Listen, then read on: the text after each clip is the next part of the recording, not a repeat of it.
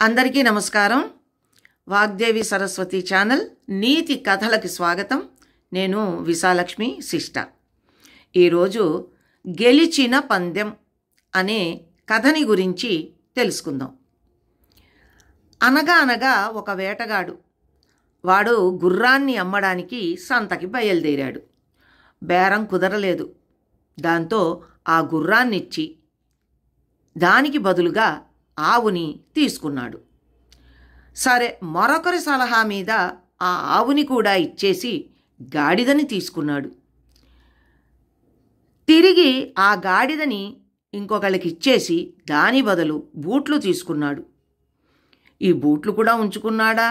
అబ్బే, ఆ బూట్లు ఇచ్చేసి దాని బదులు టోపీ తీసుకున్నాడు. ఆ టోపీతో ఇంటికి వస్తూ దారిలో వంతెన మీద నడుస్తూ ఉంటే రాయి తగిలి బోర్లా పడ్డాడు. ఇంకేముంది, ఆ టోపీ కాస్త ఆ నదిలో పడిపోయింది.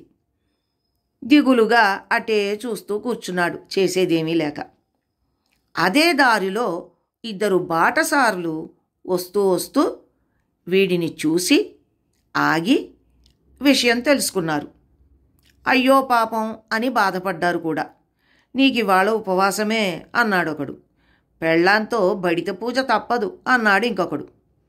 నా పెళ్ళాం అలాంటిది కాదు, ఏమీ అనదు అని వేటగాడు బాటసారులతో పందెం కట్టాడు. బాటసారులు ఇద్దరూ వేటగాడింటికి వెళ్ళారు. వేటగాడు గుమ్మంలో నుంచి భార్యను పిలిచాడు. వాడి పెళ్ళాం ఎదురుగా వచ్చావా అంది ఆప్యాయంగా. వాడు జరిగింది చెప్పడం మొదలుపెట్టాడు. గుర్రం ధర పలక్కపోతే ఆవుకి మారకం చేశా అన్నాడు. అప్పుడు పెళ్ళాం, మంచి పని చేశావు, పాలు తాగొచ్చు అంది. ఆవును కూడా గాడిదకి మారకం చేశా అన్నాడు. కట్టెలు అడవి నుంచి మోసుకుని వస్తుందిలే అంది.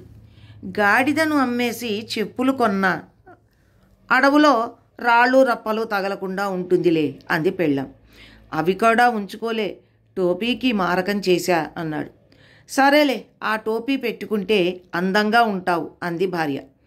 కానీ వస్తూ ఉంటే దారిలో నేను వంతెన మీద పడితే ఆ టోపీ కాస్త జారి నీళ్లలో పడింది అన్నాడు వేటగాడు. పోతే పోయిందిలే మామ, నీవు పడిపోకుండా ఉన్నావు, అంతా ఈ అడవి తల్లి దయ అని ముద్దు పెట్టుకుంది ఆమె. వేటగాడు మొత్తం మీద పందెం గెలుచుకున్నాడు కదా.